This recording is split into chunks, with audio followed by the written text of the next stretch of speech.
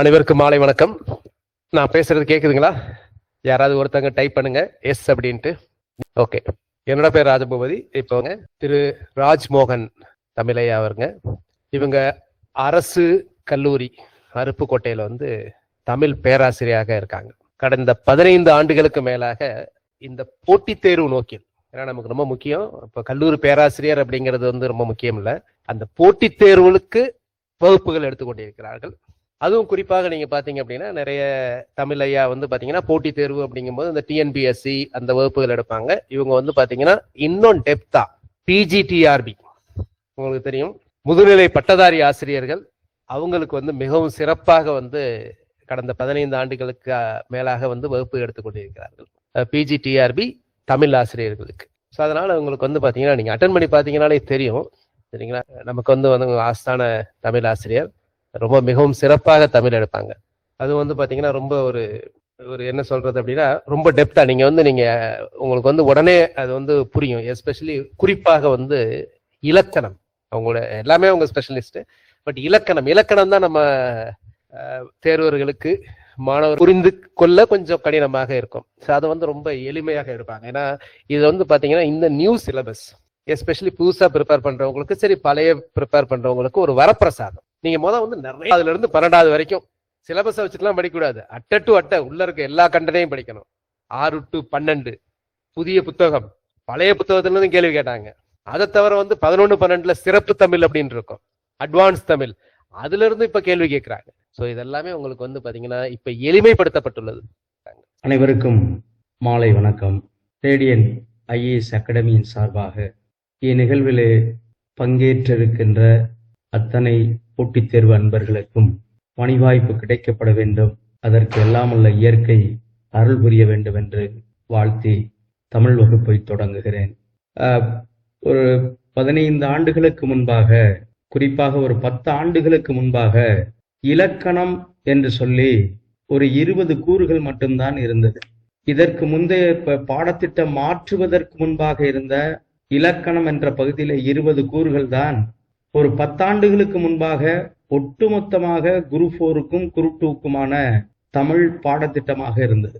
அதற்கு பிறகு இலக்கணம், இலக்கியம், தமிழறிஞர், தமிழ் தொண்டும் என்ற 3 பகுப்பாக வெளியிட்டிருக்கிறார்கள். இப்போது ஒரு புதிய ஒரு பார்வையாக இலக்கணம் மற்றும் இலக்கியம் என்ற அடிப்படையிலே பாகுபடுத்தப்பட்டிருக்கிறது. 2 கூறுகளுக்குள்ளதான் இந்த புதிய பாடத்திட்டம் அடங்கி இருக்கிறது. ஒன்று இலக்கணம், இன்னொன்னு இலக்கியம். இலக்கியத்துக்குள்ளேயே தமிழறிஞர், தமிழ் தொண்ட ஒரு சில பகுதிகளை மட்டும் நமக்கு வச்சிருக்கிறாங்க. இந்த புதிய பாடத்திட்டத்திலே படிப்பதற்கு அதிக முக்கியத்துவம் தரப்பட வேண்டியது இல்லை. இன்னும் சொல்ல போனால் மொத்தம் நமக்கு 7 அலகுகள் இங்கே தமிழ் பாடத்திட்டமாக தரப்பட்டிருக்கிறது. அதிலே கடை அழகாக இருக்கக்கூடிய 7வது பகுதி மட்டும்தான் மனனம் செய்து படிக்கக்கூடிய ஒரு பகுதியாக இருக்கிறது. இதர பகுதியாக இருக்கக்கூடிய 6 பகுதிகளுமே அடிப்படையான அறிவு மற்றும் இலக்கணத்தை சரியான முறையிலே புரிந்து கொண்டு அதை தேர்வு செய்யக்கூடிய பகுதியாகத்தான் மிச்சம் 6 பகுதி இருக்கிறது. இந்த 6 பகுதிகளிலும் எந்த சொற்களை கொடுத்து கேட்பார்கள், எப்படி அந்த வினாவினுடைய அமைப்பு முறை இருக்கும், குறிப்பாக அந்த வினா எப்படி எந்த சொற்களை கொண்டு எடுப்பார்கள் என்றெல்லாம் நாம் கணிக்க முடியாது. 7வது பகுதியை மட்டும்தான் நாம் கணிக்க முடியுமே தவிர, அதிலும் தெளிவாக இந்த பாடத்திட்டத்திலே இறுதியிலே கூறி 7 மட்டும் 6ஆம் வகுப்பு முதல் 10ஆம் வகுப்பு வரை பாட புத்தகங்களுக்கானது என்ற குறிப்பு தரப்பட்டிருக்கிறது. அப்படி என்றால் 7 மட்டும்தான் நாம் எப்படியெல்லாம் வினாக்கள் கேட்கக்கூடும், எந்தெந்த பகுதிகளை படிக்க வேண்டும் என்று நாம் ஒரு திட்டம் தீட்டி படிக்க முடியும். இதர பகுதியாக இருக்கக்கூடிய 6 பகுதிகளுமே எங்கிருந்து எப்படி வினாவை கேட்பார்கள் என்று நாம் கணிக்க முடியாது. இப்ப அதற்கு நாம் என்ன செய்ய வேண்டும் என்றால், குறிப்பாக இந்த 6 பகுதிகளுமே ஒவ்வொரு பகுதிகளிலும் இன்னென்ன தலைப்பின் கீழே இத்தனை வினாக்கள் கேட்கப்படும் என்பதை மிகச்சரியாக வரையறை செய்திருக்கிறார்கள். இன்னும் சொல்ல போனால் இந்த 6 பகுதிகளிலே பிழை திருத்தம் அல்லது சரியான தமிழ்ச்சொல், இந்த 2 கூறு தான். பிழை திருத்தம், சரியான தமிழ்ச்சொல் எது, ஒரு பிறமொழி சொல்லுக்கு தமிழ் சொல் எது, அல்லது ஆங்கில சொல்லுக்கு தமிழ் சொல் எது, அல்லது சரியான தமிழ் மொழி நடை எது? இதுதான் முழுக்க முழுக்க இந்த 6 பகுதிகளுமே அப்படித்தான் கட்டமைக்கப்படுது. ஒரு சில பகுதியில் தான் பழமையான இலக்கணம் என்று சொல்லக்கூடிய பெயரச்சம், வினையச்சம், வினைமுற்று என்று கொடுத்திருக்கிறார்கள். மீதம் இருக்கக்கூடிய 80 விழுக்காடு சரியான தமிழ் சொல் எது, சரியான தமிழ் தொடர் அமைப்பு எதுவாக இருக்க முடியும் என்ற அடிப்படையிலே தான் இந்த பாடத்திட்டம் என்பது வரையறை செய்யப்பட்டிருக்கிறது. எனவே சரியான மொழிநடை எது என்று நாம் முழுமையாக தெரிந்து கொள்வதற்கும், சரியான தமிழ் சொல்லை நாம் தேர்வு செய்வதற்கும் நாம் சில இலக்கண முறைகளையும் பாட புத்தகத்திலே சில பகுதிகளையும் நாம் படிக்க வேண்டிய தேவை நமக்கு ஏற்பட்டிருக்கிறது. அந்த அடிப்படையிலே அலகு 1 இலக்கணம் என்று சொல்லி 25 கேள்விகள் கேட்கப்படும் என்று கொடுத்திருக்கிறார்கள். குறிப்பாக பிரித்து எழுதுதல் என்று முதல் பகுதி இருக்கிறது. பிரித்து எழுதுதல் தானே, பிரித்து எழுதுதல், சேர்த்தெழுதுதல், இதெல்லாம் ஒரு கூறா என்று உங்களில் பலருக்கு ஒரு ஐயமாக இல்லாமல் கூட ஒரு எளிதாக நினைக்கலாம். அதை அப்படி நாம் எளிதாக கடந்து விட முடியாது. இந்த பிரித்தெழுதுதல், சேர்த்தெழுதுதல் என்ற 2 பகுதிகளுக்குமே அடிப்படையாக சில இலக்கணத்திலே விதிகள் என்று சொல்வார்கள் அல்லது சூத்திரம் என்று சொல்வார்கள். அது அடிப்படையான சில சூத்திரங்களுக்கான விளக்கப்பாடும் அதற்கான எடுத்துக்காட்டுகளோடு முறையாக கற்றால் மட்டுமே இந்த பிரித்தெழுதுதல், சேர்த்தெழுதுதல் என்பது சரியான முறையிலே தேர்வு செய்ய முடியும். ஒன்றுமில்லை, கல் கூட்டல் தீது என்று சொல்லுகிறேன். கல், உங்கள் பாணியிலே குண்டி இல்லை, கல், கல் கூட்டல் தீது. கல் கூட்டல் தீது என்பது எவ்வாறு சேர்த்து எழுதுவது என்று வினா கேட்கிற போது கல் தீது என்று எழுதுவதா, கல் ட்ரீது என்று எழுதுவதா, அல்லது கற்றீது என்று எழுதுவதா, இப்படி பல கொள்குறி வகையிலே நம்மை குழப்புவதற்கென்று சில சொற்களை கொடுத்து கேட்கலாம். ஆனால் நம்மளை பொறுத்தளவிலே கல் கூட்டல் தீது, இல்லி என்பது இற்றாக மாறும் என்ற விதியைத்தான் நாம் பிடித்திருக்கிறோம் இல்லையா? இப்போ கல் கூட்டல் சிலை, கற்சிலை, அந்த இல்லு மட்டும்தான் மாறுது இல்லையா? பல் கூட்டல் பொடி, பற்பொடி, அந்த இல்லு மட்டும்தான் இற்றாக மாறுகிறது. ஆக நாம சுருக்கமா நம்ம என்ன பண்ணிடுறோம் அப்படின்னா, இல்லு என்பது இற்றாக மாறும். எடுத்துக்காட்டு, பல் கூட்டல் பொடி பற்பொடி, கல் கூட்டல் சிலை கற்சிலை. அந்த அடிப்படையில் கல் கூட்டல் தீது, கத்தீது என்று நாம பேசுவோம். அது தவறு. அப்ப அது ஏன் சரி, இது ஏன் தவறு அப்படின்னா, இதுக்கு தான் இலக்கணம் படிக்கணும்ன்றது. நாலாமும் டானாவும், நாலாமும் டானாவும் தானாக்கல் வரின் ஆயுங்காலே என்று ஒரு சூத்திரம் இருக்கிறது. இப்ப நான் அந்த ஆழமான உள்ள பகுதிகளுக்குள்ள உங்களுக்கு நான் கரும்பலை டிஸ்பிளே வச்சு நான் நடத்துவேன். இது ஒரு அறிமுக வகுப்பு, அதனால நான் அந்த பகுதிக்குள்ள நான் போகல. நாம் அடுத்தடுத்த வகுப்புகளிலே உங்களுக்கு அழகான கரும்பலை டிஜிட்டல் போர்டு வச்சு நம்ம நடத்தலாம். அப்போது நாம் தெளிவு பெற அது குறித்து விளக்கமாக பேசலாம். நான் சொல்ல வந்த செய்தி என்ன அப்படின்னா, எல்லா சொற்களையும் நாம ஒரே மாதிரி கணக்கில் எடுத்துக்கிற கூடாது. இப்ப நான் சொன்ன விதிப்படி கல் கூட்டல் தீது என்பது கற்றீது என்று மாறும். கற்றீது ஒண்ணு, இது பாட புத்தகத்துல இருக்கணும். இன்னொன்னு, பாட புத்தகத்துல இருக்கிறத மட்டும்தான் பிரித்தெழுதுகள் சேர்த்தெழுதுல கேட்பாங்க அப்படின்னு நாம ஒரு முடிவுக்கு வந்துட முடியாது. இந்த பகுதியை பொறுத்தளவுல, தமிழ் பகுதியை பொறுத்தளவுல தெளிவா 7வது கூறு மட்டும்தான் 6ஆம் வகுப்பு முதல் 10ஆம் வகுப்பு வரை என்று தெளிவர வரையறை செய்யப்பட்டிருக்கிறது. இந்த பிரித்தெழுதல் சேர்த்தெழுதல் என்பது பெரும்பாலும் பாட புத்தகத்துக்குள் மட்டும் எடுக்கிறதற்கு வாய்ப்பு இருக்கிறது. அது தவிர்த்து 1-2 பகுதிகள் வெளியிலே இருந்தும் கேட்பதற்கு வாய்ப்பு இருக்கிறது.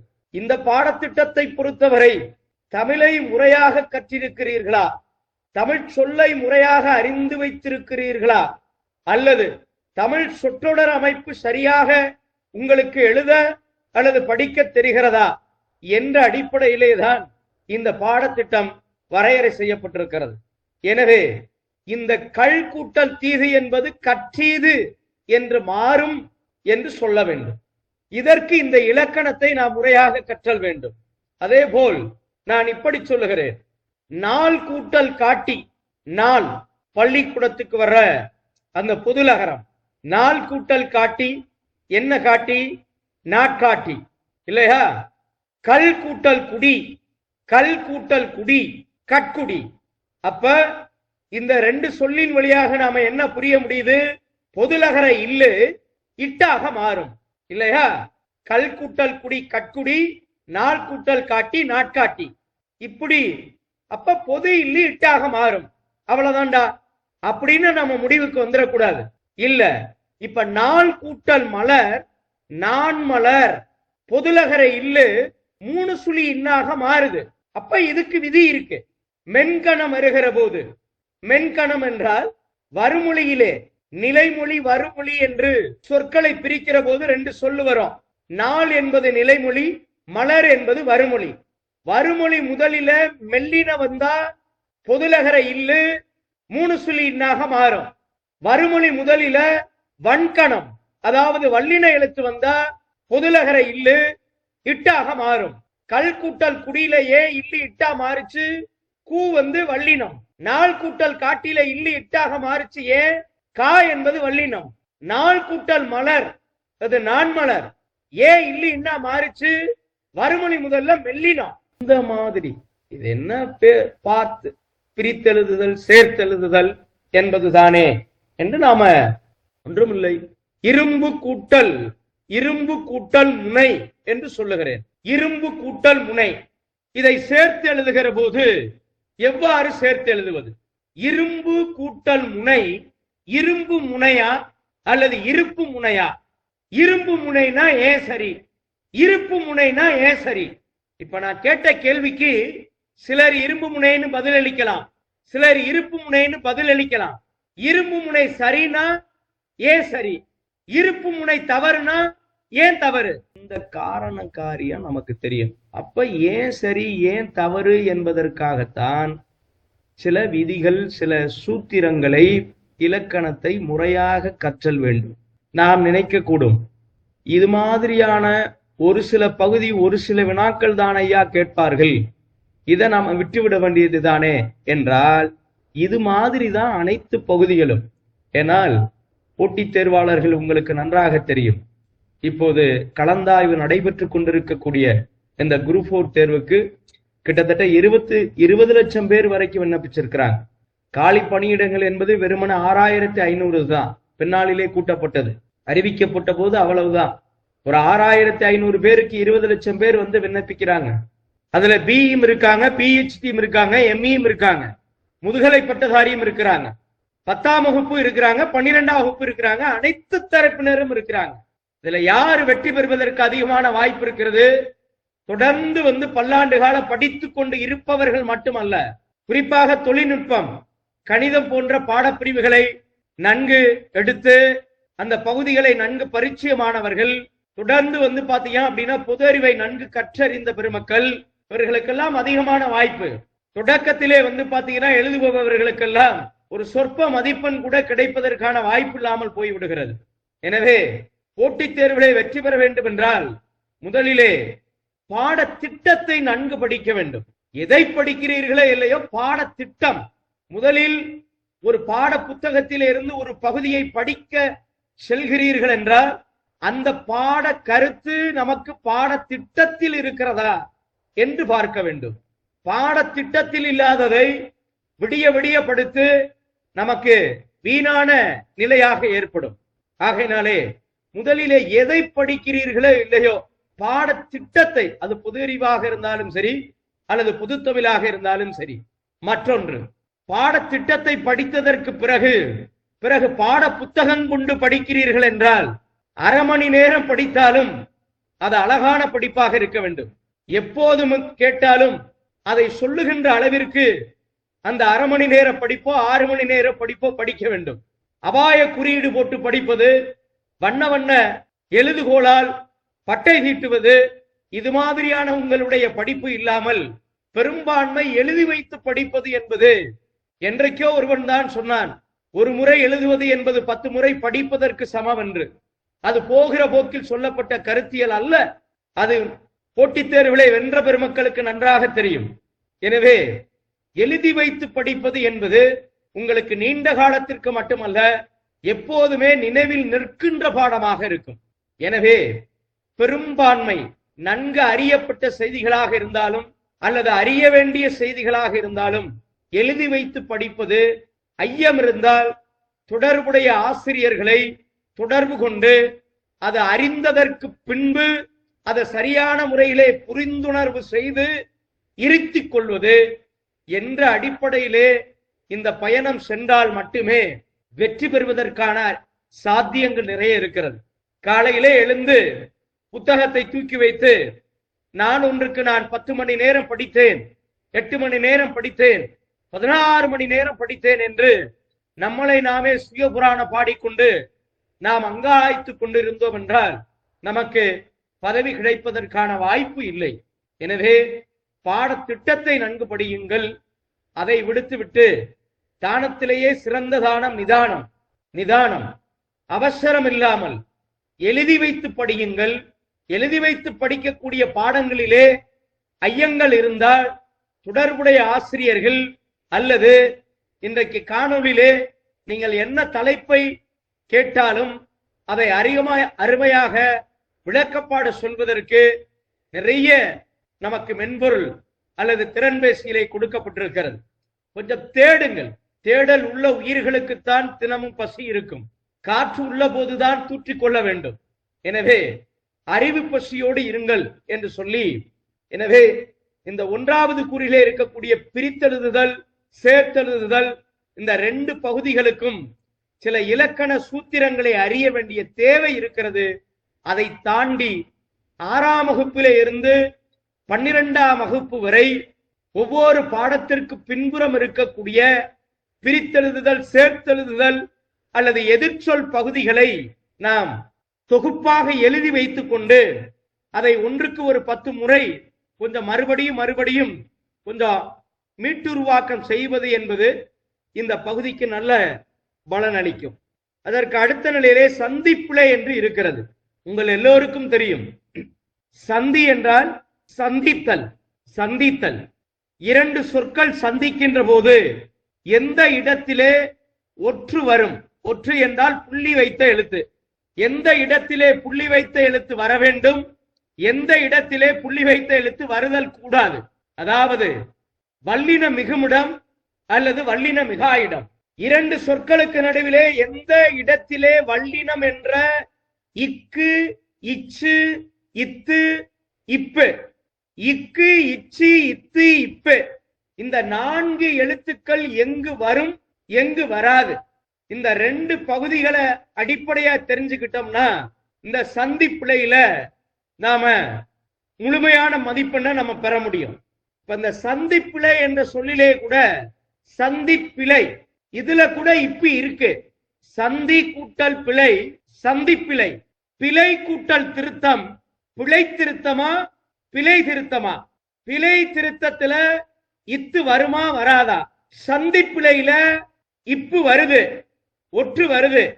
பிழை திருத்தத்துல இத்து வரக்கூடாது.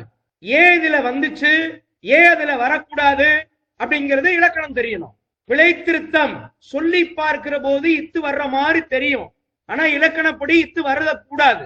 காரணம், பிழை திருத்தம் என்பது பிழையை திருத்து என்பதுதான் அதன் இலக்கணம்.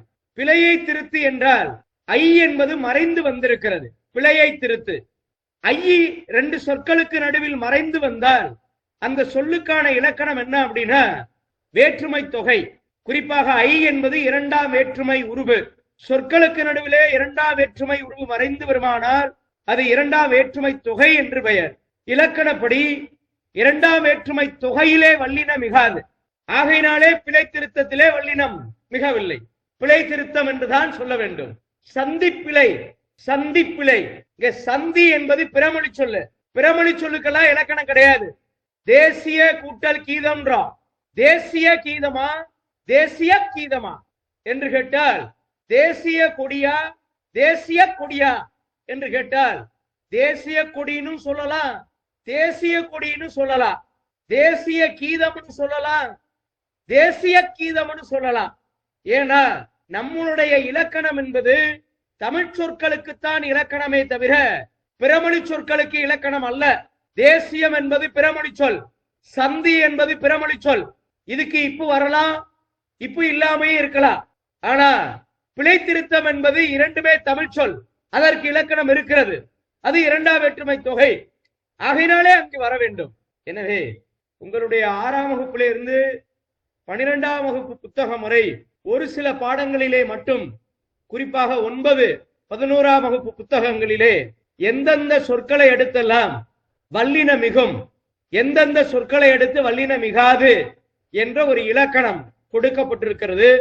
அதை நாம் மனனம் செய்ய வேண்டும். வெறுமனே மனனம் செய்வதோடு மட்டுமல்லாமல், அது அங்க புத்தகத்தில் கொடுக்கப்படுகிற போது இரண்டாம் வேற்றுமை தொகையிலே வல்லின மிகாது என்று சொல்லியிருப்பார்கள்.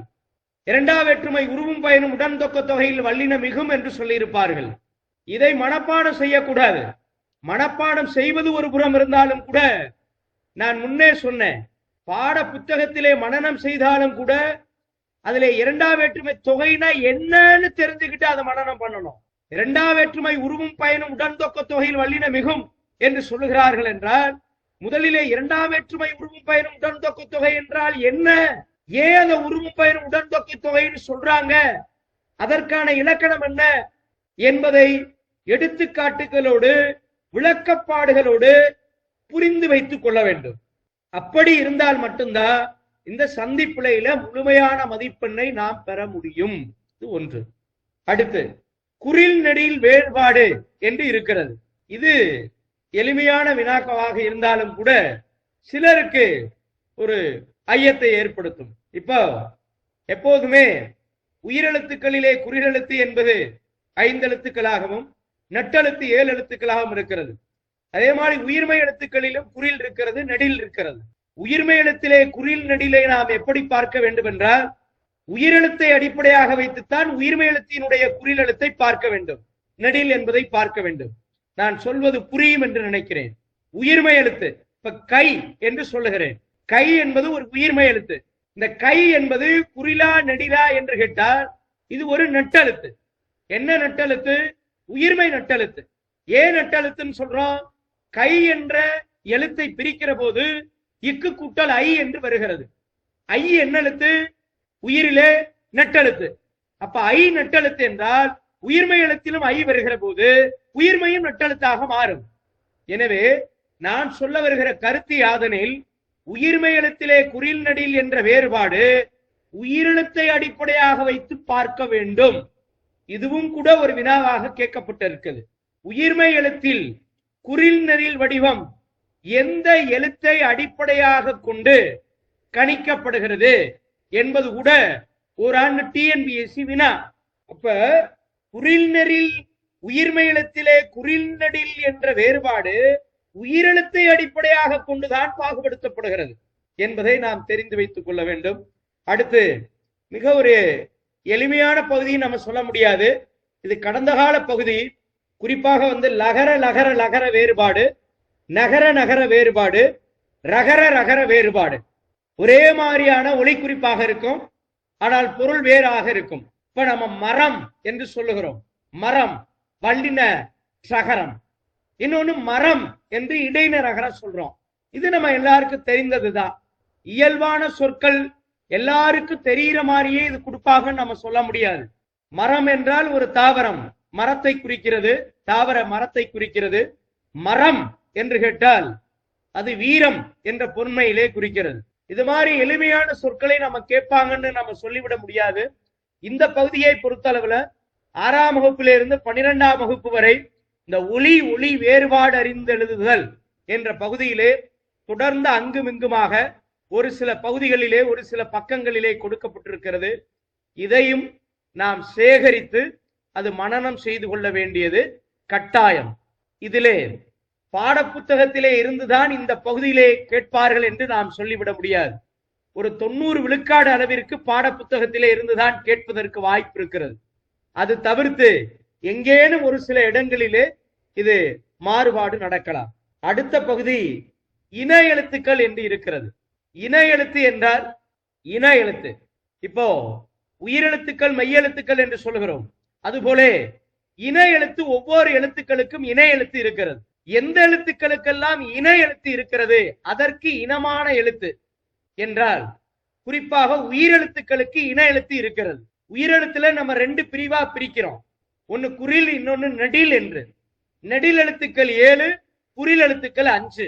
நெடில் எழுத்துக்கள் 7க்குமே அதுக்கு இணையான குறில் எழுத்து இருக்கு. ஆவணாவுக்கு இணையானது ஆனா, ஈயனாவுக்கு ஈனா, உவனாவுக்கு ஊனா, ஏனாவுக்கு ஏனா, ஐயனாவுக்கு என்ன இணை எழுத்து அப்படிங்கிறது சொல்லல. ஆனா இலக்கணத்துல ஐயனாவுக்கு இணை எழுத்தாக ஈனாவை சேர்க்கணும், அவ்வனாவுக்கு இணை எழுத்தாக ஊனாவை சேர்க்கணும், ஓவனாவுக்கு ஓனா இருக்கு. இப்ப கேள்வி என்னன்னா, உயிரெழுத்துக்களில் இணை எழுத்துக்கள் நேரடியாக இல்லாத எழுத்து எது என்று கேட்டால் ஐயனாவும் அவ்வனாவும். ஐயனாவுக்கும் அவ்வனாவுக்கும் தான் நேராக இணை எழுத்துக்கள் இல்லை. வலிந்து இலக்கணம் எழுதிய இலக்கண நூலார் ஒளி குறிப்பிலே ஒளியை அடிப்படையாக வைத்து ஐயிக்கு இணை எழுத்தாக ஈனாவை கொடுக்க வேண்டும், அவ்வனாவுக்கு இணை எழுத்தாக ஊனாவை கொடுக்க வேண்டும் என்று கட்டமைத்திருக்கிறார்கள். இது உயிரெழுத்துக்களுக்கு இணை எழுத்து. மெய்யெழுத்துக்களுக்கு இணை எழுத்து இருக்கிறதா என்று கேட்டால் இருக்கிறது. எந்த மெய்யெழுத்துக்கு என்றால் வல்லினத்துக்கு நிகரான மெல்லினமும் மெல்லினத்துக்கு நிகராக வல்லினமும் தான் இணை எழுத்துக்களாக பார்க்கப்படுகிறது. இதுதான். அதே போல வேற எங்கெல்லாம் இணை எழுத்தாக இருக்கிறது என்று கேட்டால் நாம் தொடைகளிலே மோனை என்று பேசுவோம். மோனை, இந்த மோனைக்கு இணை எழுத்துக்கள் இருக்கிறது. ஆவணாவுக்கு இணை எழுத்து ஆனா, உவனாவுக்கு இணை எழுத்து ஊனா. இப்ப நான் சொன்ன இணை எழுத்துக்கள் பூரா வேற எங்க கையாளலாம் அப்படின்னா மோனை தொடையிலே இணை எழுத்துக்களை கையாளலாம். மோனை தொடையிலே இணை எழுத்துக்கள் பின்பற்றப்படும், வல்லினத்திலும் மெல்லினத்திலும் இணை எழுத்துக்கள் பின்பற்றப்படும், உயிரெழுத்துக்களிலே இணை எழுத்துக்கள் என்பது பின்பற்றப்படும். இதான் இந்த இணை எழுத்துக்கள் என்பது. இதெல்லாம் புரிஞ்சுக்கிறது தான். இதெல்லாம் வேற எங்கேயும் பாத்தீங்கன்னா எந்த புத்தகத்திலையும் இணை எழுத்துக்கள் அப்படின்னு சொல்லி வரையறை செய்து இருக்க மாட்டாங்க. இதுல இருந்து நிறைய நுட்பமான முறையில வினா கேட்பாங்க. அதை நம்ம மாதிரி வகுப்பு வருகின்ற போது அது பற்றி நம்ம விளக்கமாக பேசலாம். அதற்கடுத்து சுட்டெழுத்துக்கள் என்று இருக்கிறது. நம்ம என்ன சுட்டெழுத்து தானே ஆனா ஈனா ஊனா, இது ஒரு வினாவா, இதெல்லாம் ஒரு கூறா வச்சிருக்கிறாங்களே அப்படின்னு நம்ம நினைக்க கூடாது. சுட்டெழுத்துல ஆயி ஊன்றது சுட்டெழுத்து தான். இந்த ஆயி ஊ சுட்டெழுத்துல இடைமை சுட்டெழுத்தது, இல்ல முன்னிலை சுட்டெழுத்தது, அல்லது நடு சுட்டெழுத்தது, அல்லது அண்மை சுட்டெழுத்தது, அல்லது சேய்மை சுட்டெழுத்தது, அல்லது அகச்சுட்டது, அல்லது புறச்சுட்டது, இப்படி எல்லாம் வினா கேட்பாங்க. சுட்டெழுத்துக்கு பின்னாடி வல்லின மிகுமா, வல்லின மிகாதா, ஏன் மிகணும், ஏன் மிகாது, இந்த விளக்கங்கள் எல்லாம் தெரியணும். அப்ப இதுக்கு முறையான கற்றல் என்பது தேவை. என்னதான் பாட புத்தகத்திலே கொடுத்திருந்தாலும் கூட எப்படியெல்லாம் கேட்பாங்க, எப்படியெல்லாம் கேட்க கூடும் என்பதெல்லாம் புத்தகத்துல இருக்காது இல்லையா? எந்த சுட்டெழுத்து நீண்டு வரும், நான் பிரித்தெழுத கூட இப்ப நம்ம பேசணும். ஆயிடை வடவேங்கடம் தென்குமரி ஆயிடை தமிழ் கூறும் நல்லுலகம், இது தொல்காப்பியத்திலே இருக்கக்கூடிய ஒரு சூத்திரம், ஒரு வரி. இதுல ஆயிடை எப்படி பிரிக்கிறது? ஆயிடை ஆவணா கூட்டல் இடையா, ஆவணா கூட்டல் இடையா, உயிரெழுத்து இடையா அல்லது உயிர்மை எழுத்து இடையா அப்படின்னா ஆவணா கூட்டல் இடை உயிரெழுத்து வரணும். இதுல உடம்படுமை ஈ ஆயிடை என்று மாறும். உயிரெழுத்துல எந்த எழுத்து நீண்டு வரும்னு நான் இப்ப கேட்டேன். ஆனா என்ற எழுத்து ஆவணாவாக நீண்டு வருமா, ஊனா என்ற எழுத்து ஊனாவாக நீண்டு வருமா, ஈனா என்ற எழுத்து ஈயனாவாக நீண்டு வருமா? எந்த எழுத்து நீண்டு வரும்னா சுட்டெழுத்துல ஆனா என்ற எழுத்து தான் ஆவணாவாக நீண்டு வரும். ஏன், எதுக்கு அப்படின்னா நம்ம இலக்கண வகுப்பு வருகிற போது நாம் தெளிவு பெற பேசுறேன். அப்ப சுட்டெழுத்து தானே அப்படின்னு நம்ம சொல்ல முடியாது. இப்ப எத்தனை சுட்டு சொன்னேன்? நீண்டு வரும் சுட்டெழுத்து அகச்சுட்டு, புறச்சுட்டு, அண்மை சுட்டு, சேய்மை சுட்டு, நடுச்சுட்டு, இடைமை சுட்டு, முன்னிலை சுட்டு, இவ்வளவு இருக்கு. எந்தெந்த சுட்டெழுத்துக்கு பின்னாடி வல்லின மிகும். அதே போல வினா எழுத்துக்கள் ஒன்று இருக்கிறது. இதெல்லாம் பாட புத்தகத்திலே இருந்தும் இல்லாமல் இருக்கின்ற பகுதி. அப்படின்னா என்னன்னா விளக்கமா இருக்காது. வினா எழுத்துனா இது வினா எழுத்துன்னு இருக்கும், சுட்டெழுத்துனா சுட்டெழுத்துன்னு இருக்கும். இவ்வளவு விளக்கமா இருக்காது. வினா எழுத்து மொத்தம் எத்தனை? மொத்தம் 5 எழுத்து. 5 எழுத்துன்றது நமக்கு தெரியும். என்னென்ன வினா எழுத்து? ஆவண்ணா வினா எழுத்து இல்லையா? ஆவண்ணா வினா எழுத்து. அதுக்கடுத்து என்ன இருக்கு? ஏ என்னான்றது வினா எழுத்து, ஏனான்றது வினா எழுத்து, யாவண்ணான்றது வினா எழுத்து, ஓவண்ணான்றது வினா எழுத்து. இது நமக்கு தெரிஞ்சது. ஆவண்ணா, ஏனா, ஏஎண்ணா, ஓவண்ணா, யாவண்ணா. இந்த 5 வினா எழுத்துல வினா எப்படி கேட்பாங்கன்னா, உயிரெழுத்து வினா எழுத்து எது? உயிர்மை எழுத்து வினா எழுத்துக்கள் எத்தனை? உயிரெழுத்து வினா எழுத்துக்கள் எத்தனை? எந்த உயிர் வினா எழுத்து மொழிக்கு முதலில் வரும்? எந்த உயிர் வினா எழுத்து மொழிக்கு இறுதியில் வரும்? மொழிக்கு முதலில் மட்டும் வரும் வினா எழுத்துக்கள் எத்தனை? மொழிக்கு இறுதியில் மட்டும் வரும் வினா எழுத்துக்கள் எத்தனை? மொழிக்கு முதலிலும் இறுதியிலும் வரும் வினா எழுத்துக்கள் எத்தனை? தொல்காப்பியம் கூறும் வினா எழுத்துக்கள் எத்தனை? நன்னூல் கூறும் வினா எழுத்துக்கள் எத்தனை? இப்படி கேட்பாங்க. ஐயா என்னங்கய்யா வினா எழுத்துன்னு தானே போட்டிருக்கு? வினா எழுத்து தான். வினா எழுத்துல இவ்வளவு பிரிவுகள் இருக்கு. இவ்வளவு நான் இப்போ டிஎன்பிஎஸ்சி வினாவை நான் கட்டமைக்க போகிறேன்.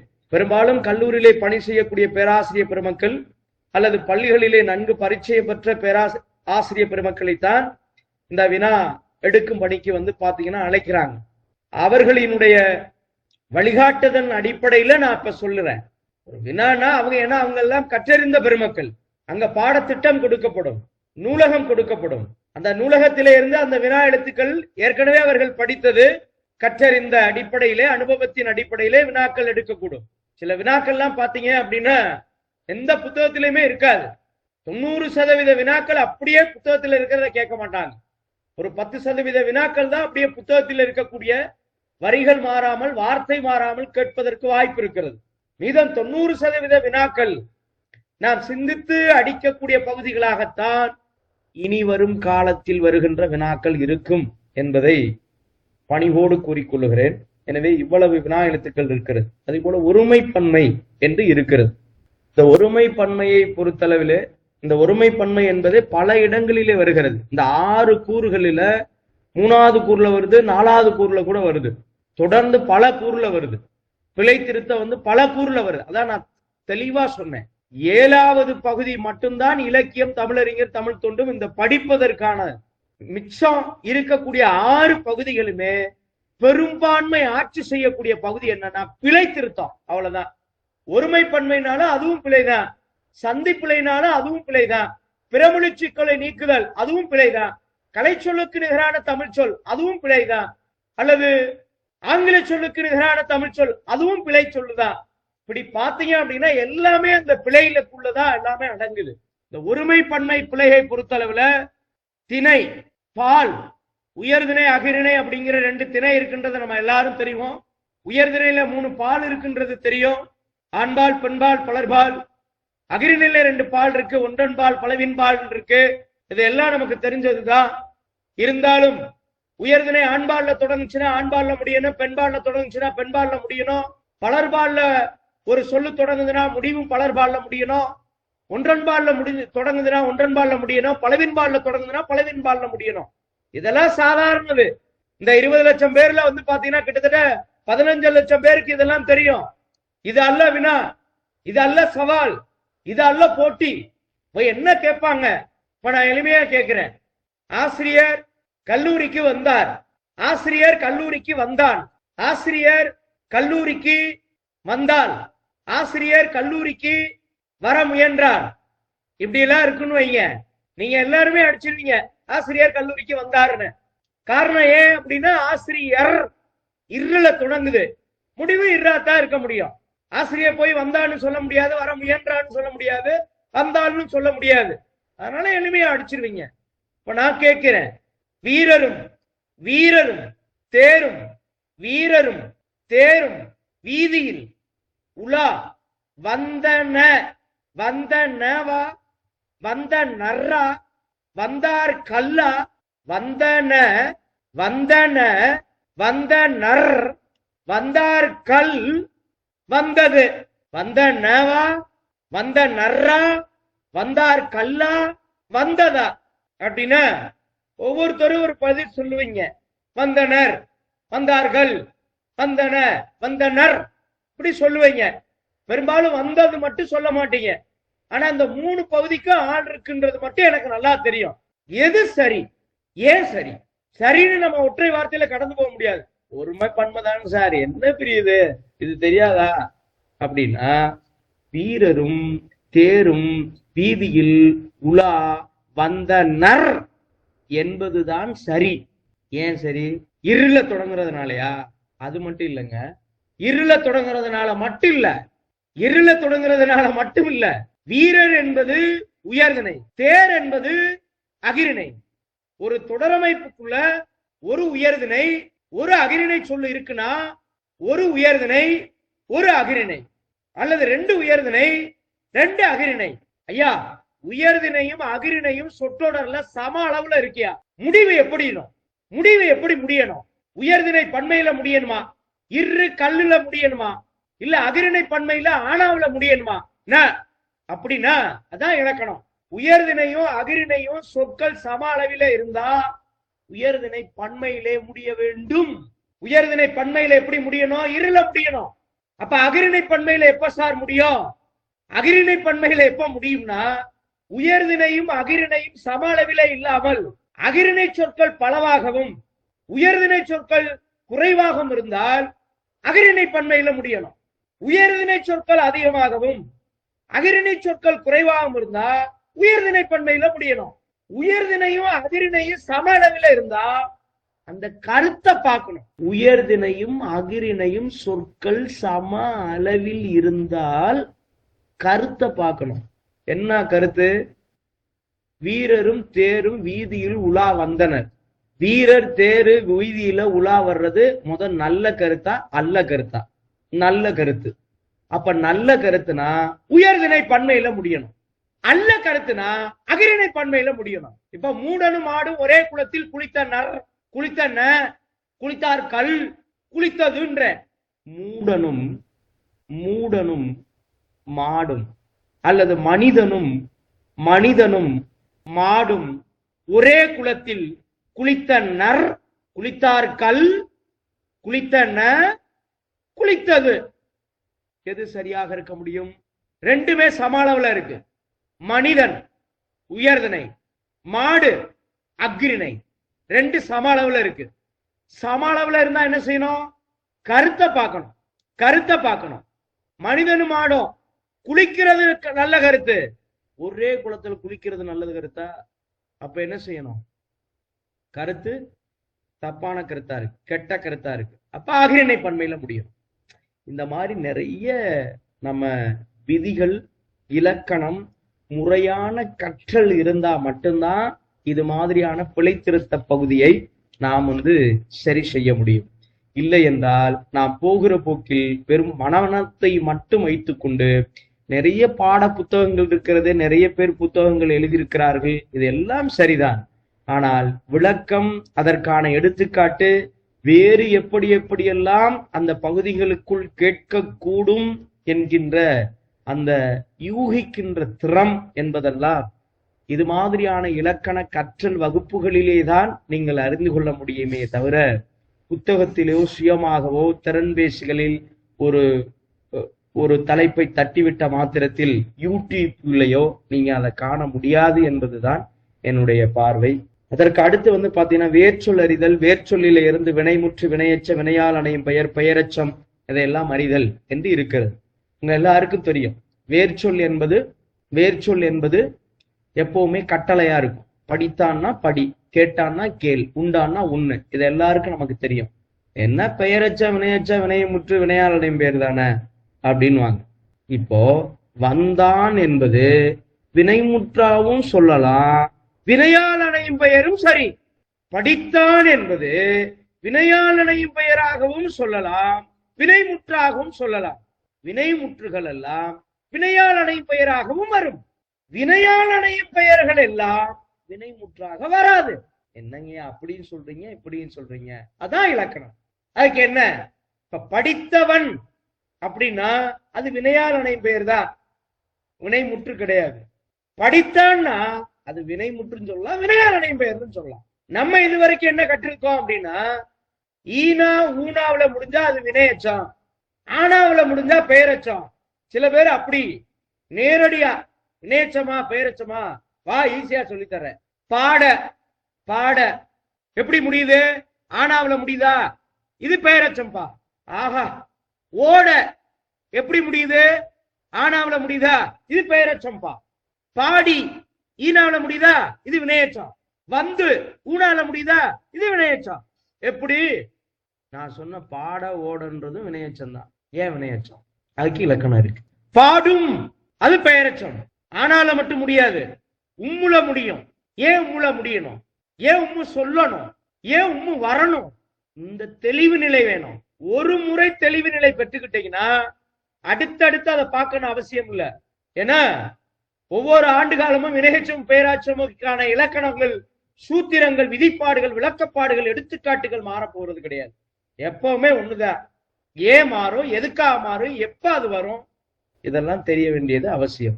இப்ப இதை பொறுத்தளவிலே நாம் பாடம் நடாத்துகின்ற போதுதான் அதை சரிவர புரிந்து கொள்ள முடியும். நீங்கள் புத்தகத்தை பார்த்து இதை நாம் மனனம் செய்வது என்பது நன்றாக இருக்காது என்பது என்னுடைய கருத்தியல்.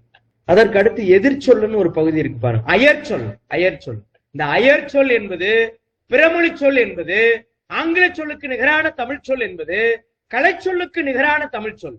இந்த நாலுமே ஒண்ணுதான். கூறியது கூறல், மறுபடியும் மறுபடியும் பிறமொழி சொல், பிறமொழி சொல், ஆங்கிலம், கலைச்சொல், இது எல்லாமே பிறமொழி சொல்லுதான்.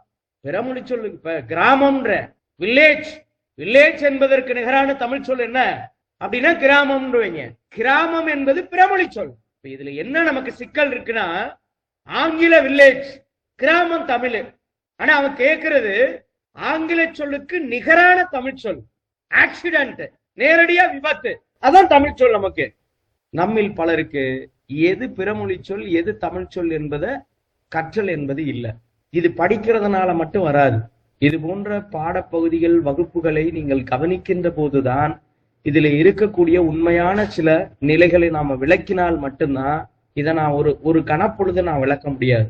ஏன்னா ஒவ்வொரு எழுத்துக்களுக்கும் சொல்லி இப்படி இந்த மாதிரியான எழுத்துக்கள் தொடக்கத்தில் இருந்தாலோ, இந்த மாதிரியான எழுத்துக்கள் இறுதியில் வந்தாலோ, இன்னென்ன எழுத்துக்கள் இடையில் வந்தாலோ, இதெல்லாம் தமிழ் சொல் அல்ல, இதெல்லாம் தமிழ் சொல் அல்ல. மொழிக்கு முதலில் வரும் எழுத்துக்கள், மொழிக்கு இறுதியில் வரும் எழுத்துக்கள், மொழிக்கு இடையில் வரும் எழுத்துக்கள், இதையெல்லாம் கற்றறிந்தா மட்டும்தான் பிறமொழி சொல்லுது, அயற்சொல்லுது அப்படிங்கிறத நம்ம கண்டுபிடிக்க முடியும். வில்லேஜ் என்பதற்கு நிகரான தமிழ் சொல் கிராமம் அல்ல, ஊர் அல்லது சிற்றூர். சரியான தமிழ் சொல் ஊர். ஸ்மால் வில்லேஜ்னா தான் சிற்றூர். அடுத்து ஒண்ணு சொன்னேன், ஆக்சிடென்ட், விபத்து, அது ஒரு பிறமொழி சொல். இந்த வில்லங்கம், விபத்து, விவரம், விஷாகம், இது எல்லாமே தமிழ் சொல் அல்ல. ஆக்சிடென்ட் என்பதற்கு நிகரான தமிழ் சொல் நேர்ச்சி, நேர்ச்சி, நேர்வது, நேர்வது அப்படின்னு அர்த்தம். இல்ல பல சொற்களை நாம இது மாதிரி நாம அலசி ஆராய வேண்டியது இருக்கு. கலெக்டர் அப்படின்னாலே ஆட்சியர் தான். டிஸ்ட்ரிக்ட் கலெக்டர் அப்படின்னாதான் மாவட்ட ஆட்சியர் அப்படின்னு நம்ம பேசணும். கார்பரேஷன் அப்படின்றோம், மாநகராட்சின்றோம், தப்பு. மாநகர மன்றம், முனிசிபாலிட்டி, நகராட்சி, நகராண்மை கழகம், இப்படி இருக்கு.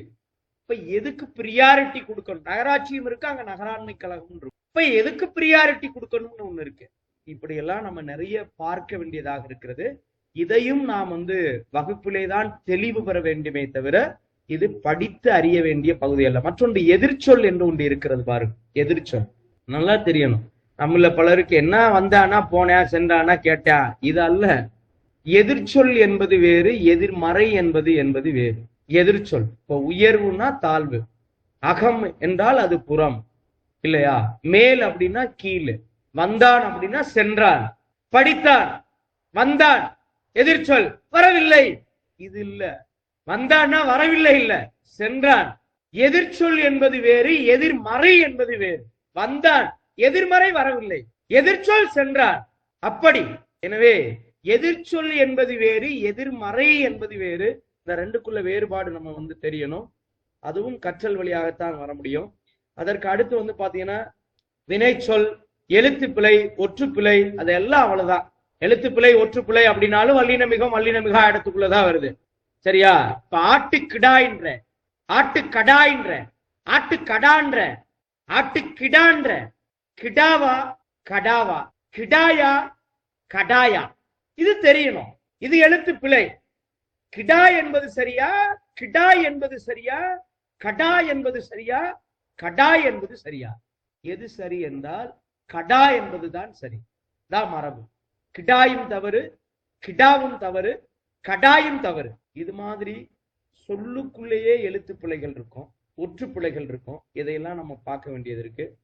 அதே மாதிரி 2 வினை சொற்களின் வேறுபாடு. வினையில 2 வினை இருக்கு. ஒன்னு தெரிநிலை வினைன்னு ஒண்ணு இருக்கு, குறிப்பு வினைன்னு ஒண்ணு இருக்கு. தெரிநிலை வினைன்னா அதிலே பொருள் இருக்கு, தெளிவா தெரிகிறது. ஒரு செயல் தெளிவு பெற தெரியுமானால் அது தெரிநிலை வினை. என்ன செயல் தெளிவு பெற? என்ன செயல்? காலம், செய்பவன், கருவி, நிலம், செயல், காலம் என்கின்ற 5 கூறுகளும் சொல்லில் தெளிவாக தெரியும் என்றால் அது தெரிநிலை. குறிப்பு வினைனா என்ன அப்படின்னா, குறிப்பு வினை என்பது வினை சொல்லாக இருக்கும்.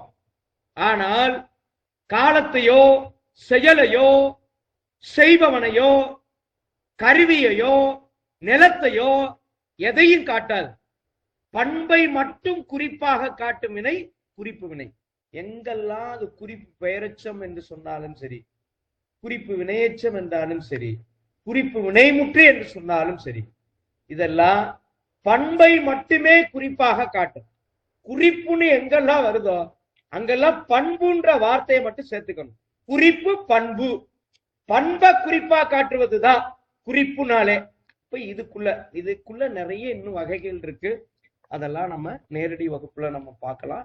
இது மாதிரி இணையவழி வகுப்புல கரும்பலையில நம்ம சந்திக்கலாம். அவ்வளவே. இது 1வது கூறு. 2வது கூறை பொறுத்தளவுல மறுபடியும் பாத்தீங்கன்னா சொல்லகராதிகள் என்று சொல்லி ஒரு 15 கேள்விகள் கேட்கப்படும் என்று சொல்லப்பட்டிருக்கிறது. இதுவும் முழுக்க வந்து பாத்தீங்கன்னா அறிஞர் பொருள், பொருளறிதல், எதிர்ச்சொல்லை தேர்ந்தெடுத்தல். ஏற்கனவே வந்து கூறு 1லேயே எதிர்ச்சொல் இருக்கு, இங்கே எதிர்ச்சொல்லை எடுத்தெழுதல். அதான் கூறியது கூறல் நான் சொன்னேன். ஓரெழுத்து ஒரு மொழிக்குரிய பொருள், ஓரெழுத்து ஒரு மொழி, ஒரே ஒரு எழுத்து தான் இருக்கும். அப்படி தமிழ் மரபுல 42 எழுத்துக்கள் இருப்பதாக நன்னூல்ல சொல்லப்பட்டது. நன்னூல் கூறு ஓரெழுத்து ஒரு மொழி 42. தொல்காப்பியம் என்ற இலக்கணம் சொல்லக்கூடிய ஓரெழுத்து ஒரு மொழி வெறும் 7 மட்டும்தான்.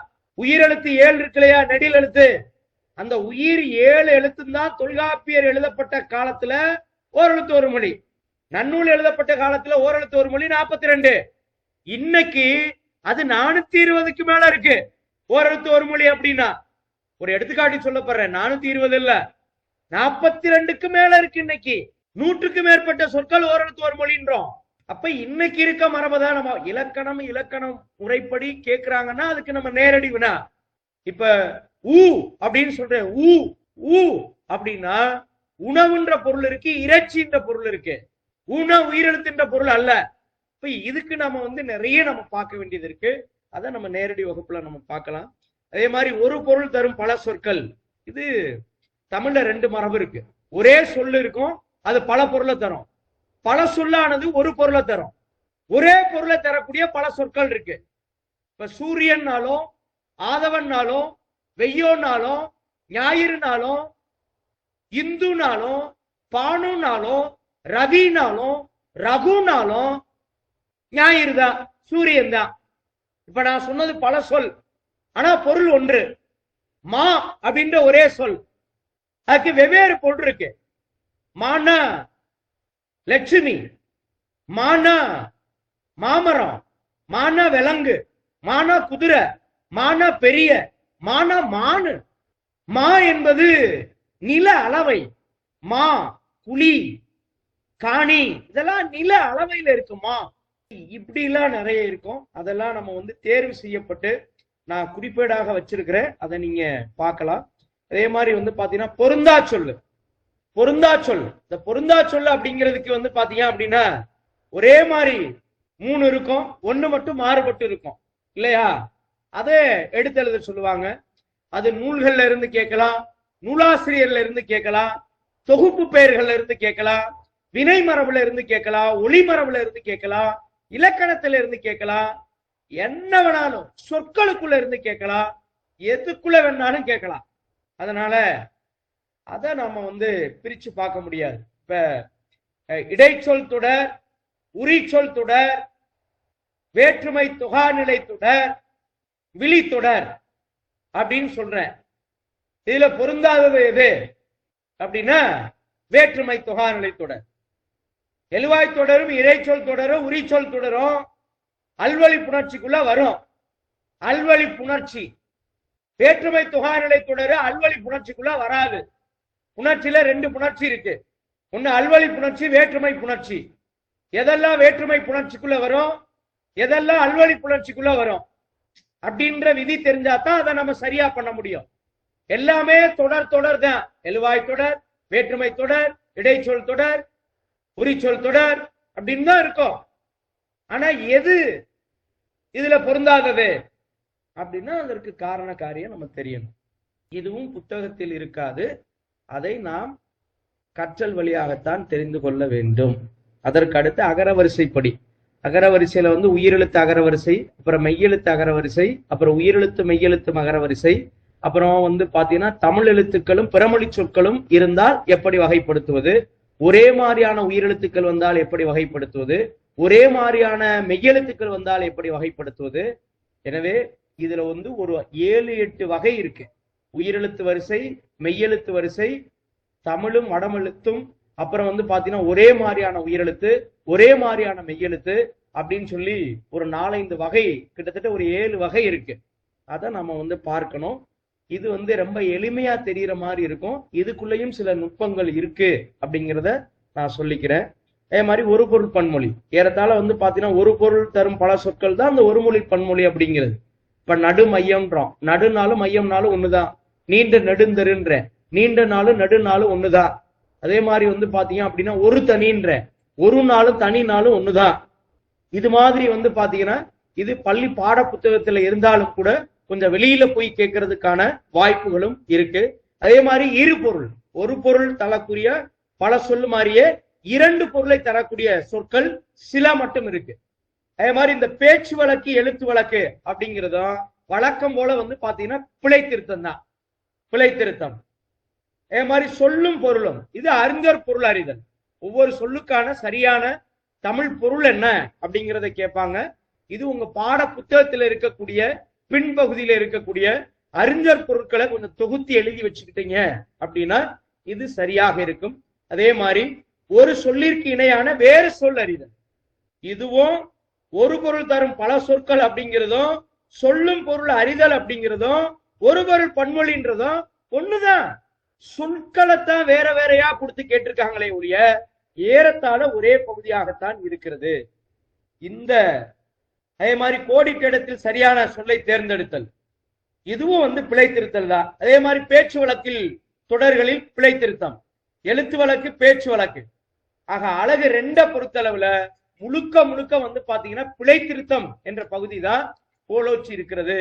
இது முழுமையாக கற்றல் வழியாகத்தான் பார்க்க முடியுமே தவிர பாட புத்தகத்திலே இருக்கக்கூடிய செய்திகள் குறைவாகத்தான் இருக்கிறது என்பது செய்தி.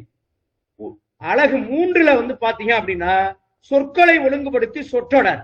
நான் முன்பே சொன்னேன், அறிமுகத்திலே சொன்னேன். இந்த தமிழ் இலக்கண வகுப்பை பொறுத்தளவில் இந்த 7 கூறுல 6 கூறு 2 பகுதிகளுக்குள்ளதான் அடக்க முடியும். ஒண்ணு தமிழ் சொற்றொடர் அமைப்பு, இன்னொன்னு பிழை திருத்தம். அவ்வளவுதான். தமிழ் சொற்களை சரியான முறையிலே எழுவா எங்க இருக்கணும், பயனிலை எங்க இருக்கணும், செய்யப்படும் பொருள் எங்க இருக்கணும், பயனிலை எப்படியெல்லாம் இருக்கணும், எழுவா எத்தனை இருந்தா பயனிலை எப்படி வரும், பயனிலை வேற எங்கெல்லாம் மாறி வரும், அந்த சொற்றொடர் அமைப்பு. ஆங்கிலத்திலையும் தமிழ் நிலத்திலையும் பாத்தீங்கன்னா சொல் அமைப்பு, த சென்டென்ஸ் பேட்டர்ன் என்று ஆங்கிலத்திலே சொல்வார்கள். Subject, verb, object. முதல்ல அடிப்படை இலக்கணம் அதான். சப்ஜெக்ட்னா எழுவாய், வெர்ப்னா பயனிலை, ஆப்ஜெக்ட் அப்படிங்கிறது செய்யப்படும் பொருள். தமிழ் மரபுல எப்பவுமே சப்ஜெக்ட் முதல்ல இருக்கும், ஆப்ஜெக்ட் அடுத்து வரும், வெர்ப் அப்படிங்கிற பயனிலை கடைசியில வரும். S+O+V இதுதான் தமிழ் சொற்றொடர் அமைப்பினுடைய படிநிலை. ஆங்கில மொழியில அப்படி வராது. முதல்ல எழுவாய் முதல்ல இருக்கும், வேர்ப் அப்படிங்கிற பயனிலை அடுத்து வரும், ஆப்ஜெக்ட் என்ற கூறு வந்து அடுத்த நிலையாக இருக்கும். இது மாதிரி சொற்கள் இன்னும் நிறைய இருக்கு. எழுவாயிலேயே நிறைய எழுவாய்கள் இருக்கு, பயனிலையில நிறைய படிநிலை இருக்கு. இதையெல்லாம் நம்ம தெரிஞ்சா மட்டும்தான் எப்பவுமே இந்த தமிழ் பகுதிகள் வந்து நிறைய பயிற்சிகள் கொடுக்கணும். சுயமா நிறைய பயிற்சி செய்து பார்த்தாதான் இதை நம்ம சரியான முறையில வந்து கணிக்க முடியும். இல்ல அப்படின்னா வெறுமன படிப்பதன் மட்டுமே, ஒன்றை கேட்பதனால் மட்டுமே இது வந்து தெளிவு பெற முடியாது. இது மாதிரி தொடர் வகை முன்னாடி வந்து பாத்தீங்கன்னா எவ்வகை வாக்கியம் என கண்டறிதல் அப்படின்னு இருக்கும் இல்லையா? தனி வாக்கியம், தொடர் வாக்கியம், கலவை வாக்கியம், உணர்ச்சி வாக்கியம், வினா வாக்கியம், விளைவு வாக்கியம். அதுக்கடுத்து வந்து பாத்தீங்கன்னா உடன்பாட்டு வாக்கியம், எதிர்மறை வாக்கியம், பொருள் மாறா எதிர்மறை வாக்கியம், தன்வினை, பிறவினை, செய்வினை, செயற்பாட்டு வினை, நேர்குற்று, அயற்குற்று அப்படின்னு வாக்கிய அமைப்புல நிறைய இருக்கும். ஆனா இந்த பகுதியை பொறுத்தவரை தெளிவா கொடுத்துட்டாங்க. 4 வாக்கியம் தான். ஒன்னு செய்வினை, செயற்பாட்டு வினை, இன்னொன்னு தன்வினை, பிறவினை. இந்த செய்வினை என்பதுதான் தன்வினை, செயற்பாட்டு வினை என்பதுதான் பிறவினை. ஆனா இந்த 4 வாக்கியத்துக்குள்ளேயே உள்ள சில வேறுபாடுகள் இருக்கு, நுண்ணிய வேறுபாடுகள் இருக்கு. அந்த வேறுபாடுகள் என்ன என்பது பாட புத்தகத்துல, உங்களுடைய 9ஆம் வகுப்பு புத்தகத்துல தன்வினை, பிறவினை, மெல்வினை, வல்வினை என்று சில கருத்தியல் மட்டுமே அடங்கியிருக்கிறது. செய்வினை, செயற்பாட்டு வினை என்ற பகுதிக்கு அவ்வளவான இலக்கணம் உங்களுடைய பாட புத்தகத்தில் இல்லை. எனவே அதை நாம் வெளியிலே நாம் தேடி படிக்க வேண்டிய அவசியம் இருக்கிறது. அதை நேரடி கற்றல் வழியாக நாம பார்க்கலாம். மறுபடியும் பாத்தீங்கன்னா ஒருமை பன்மை பிழைகளை அறிந்து எழுதுதல் மறுபடியும் வந்துச்சு பாருங்க. இதற்கு முன்பாகவே நம்ம வந்து பேசியிருக்கோம், 1வது கூறுலையும் 2வது கூறுலையும். அதே பகுதி பாத்தீங்கன்னா 3வது கூறுலையும் அந்த ஒருமை பன்மை அப்படிங்கிறது இருக்கு.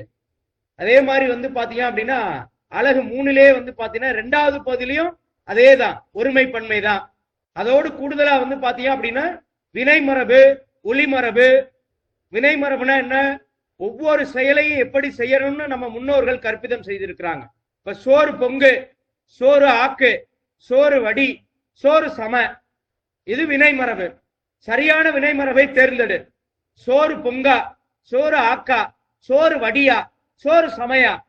இப்ப நம்ம நேரடியா என்ன பண்ணிடுவோம்னா சோறு வடி, சோறு சம, எதெல்லாம் சமைக்கணும், எதையெல்லாம் வடிக்கணும், எதையெல்லாம் ஆக்கணும், எதையெல்லாம் பொங்கணும், எதெல்லாம் பருகணும், எதையெல்லாம் குடிக்கணும், எதையெல்லாம் தின்னணும், எதையெல்லாம் அருந்தணும் இருக்கு. நம்ம நேரடியா என்ன பேசுறோம்னா தேநீர் அருந்து. சரி, வேறெல்லாம் எதெல்லாம் அருந்து அத பார்க்கணும். பால் பருகா குடியா? சிலர் பருகுன்னு வைங்க, குடின்னு வைங்க. ஏன் பாலை பருகணும்? நம்ம எதை குடிக்கணும், எதை அருந்தணும் மட்டும் பார்க்க கூடாதியா? அருந்துறதெல்லாம் எது? அருந்துறதுக்கான இலக்கணத்தை கண்டுபிடிச்சிட்டோம்னா நம்ம எதை கொடுத்தாலும் நம்ம சரியான விட எழுதிடுவோம். பருகணும்னு ஏன் சொல்லணும், அந்த பருகுதல்ல என்ன அர்த்தம் அப்படின்ற இலக்கணம் தெரிஞ்சாதான் எதையெல்லாம் பருகணும்ன்றது தெரிஞ்சு போயிடும். இத போய் படிக்க கூடாது, அப்ப புரியணும்.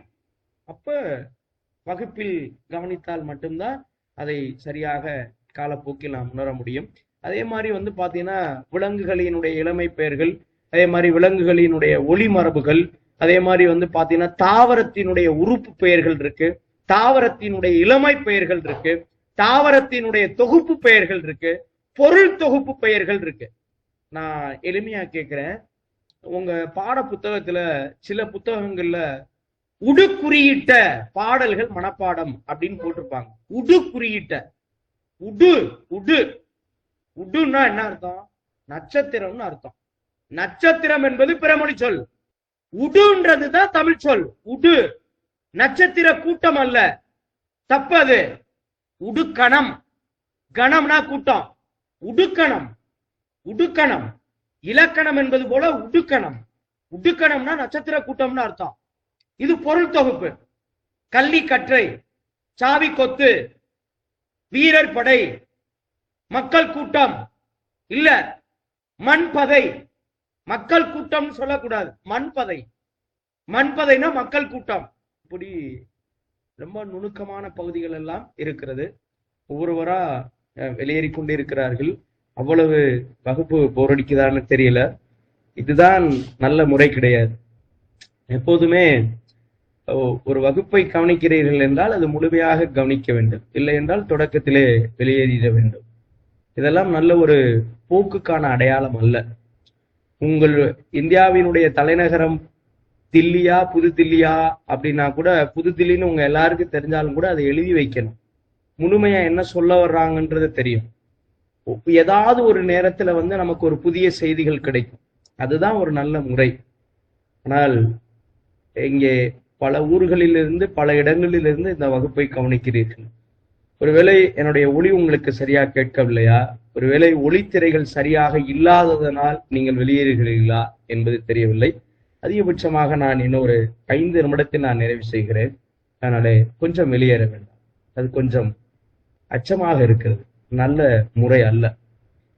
இதெல்லாம் உங்களுடைய ஒரு ஆளுமைக்கான ஒரு இடமாக இருக்காது என்பது என்னுடைய கருத்தியல். அதை தயவு செய்து புரிந்து கொள்ளுங்கள். அதே போல இந்த நிறுத்தற் குறியீடுகள், முற்றுப்புள்ளி எங்கு வர வேண்டும், கால் புள்ளி எங்கெங்கெல்லாம் வர வேண்டும். கால் புள்ளி என்றால் கமா. மேலே ஒரு புள்ளி வைத்து கீழே ஒரு கமா போட்டோம் என்றால் அதற்கு பெயர் அரை புள்ளி என்று பெயர். மேலே ஒரு புள்ளி கீழே ஒரு புள்ளி வைத்தோம் என்றால் அது முக்கா புள்ளி. முக்கா புள்ளி எங்கெல்லாம் வரணும், அரை புள்ளி எங்க வரணும், காட்புள்ளி எங்க வரணும், முற்றுப்புள்ளி எங்க வரணும், வினா குறியீடு எங்க வரணும், உணர்ச்சி குறியீடு எங்க வரணும் அப்படிங்கிறதெல்லாம் ஆறுமுக நாவலர் நிறுத்தற் குறியீடுகள் அப்படின்னு சொல்லி ஒரு தனி ஒரு புத்தகமே எழுதியிருக்கிறார் ஆறுமுக நாவலர். சரிங்களா? உங்க பள்ளி பழைய பாட புத்தகத்துல, குறிப்பா 9ஆம் வகுப்பு பழைய பாட புத்தகத்துல 9ஆம் வகுப்புல கூட நிறுத்த குறியீடுகள் குறித்து குறிக்கப்பட்டிருக்கிறது. இந்த புதிய பாடத்திலே எந்த புத்தகம் என்று நான் சரியாக பார்க்கவில்லை, இருப்பதாக சொல்லியிருக்கிறார்கள். எனவே அதை நீங்கள் பார்க்க வேண்டும். அதோடு நிறைய நாம பயிற்சி செய்யணும். அவங்க சொல்லியிருப்பாங்க வினையெச்சங்களுக்கு பின்னாடி கால் குறியீடு வரணும் அப்படின்னு. அப்ப வினையெச்சம்னா என்னன்னு தெரியணும்ல.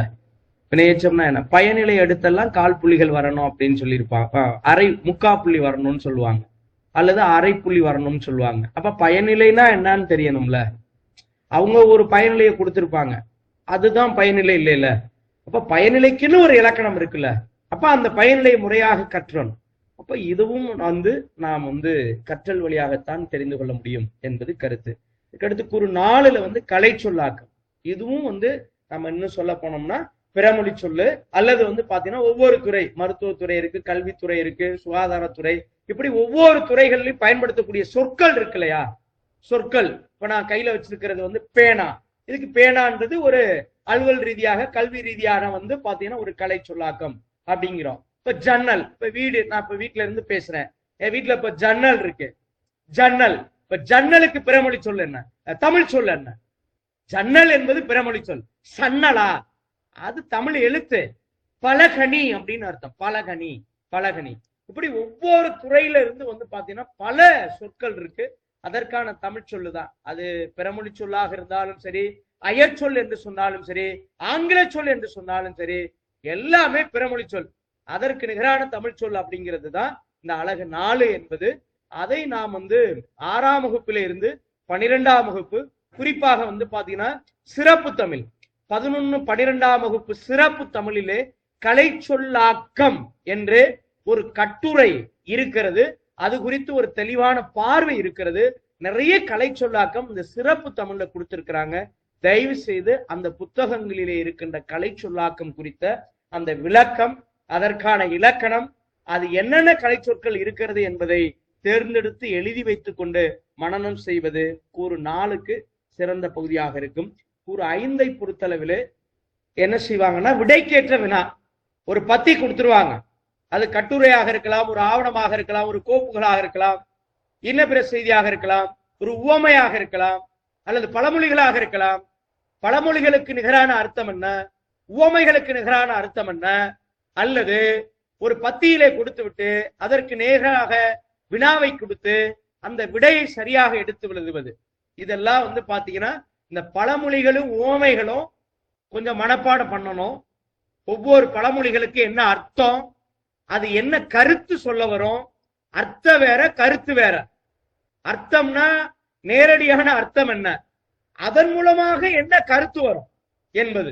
உவமையின் மூலமாக தெரிஞ்சுக்கிறது வேறு, பொருள் அதன் மூலமாக வருகின்ற கருத்தியல் வேறாக இருக்கும். அப்ப இதெல்லாம் படிக்கணும். அதே சமயத்துல நிறைய பயிற்சி வினாக்கள் கொடுக்கணும்.